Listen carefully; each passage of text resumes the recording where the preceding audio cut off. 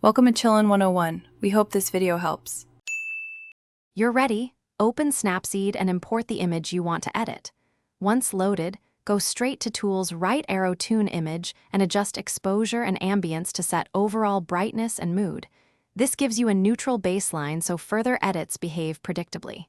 Next, use Crop with a ratio preset to frame your subject and rotate if the horizon is off. Make small, deliberate changes. Don't push sliders to extremes, because a balanced starting point makes targeted edits easier and faster. Now refine your image with precision tools. Use selective or the brush to lift eyes, darken skies, or boost color in one area. Because these affect only chosen zones, they preserve global edits you've already made. If there are spots or wires, use healing and zoom to 100% to clone clean pixels accurately. Then open curves for refined contrast control and adjust white balance to correct color casts. When done, toggle the preview to confirm your mid-stage adjustments.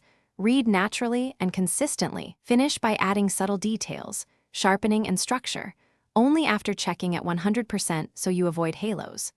Once satisfied, open Export and choose Save a Copy or Export with desired quality and resolution. Save a Copy preserves the original while Export embeds edits.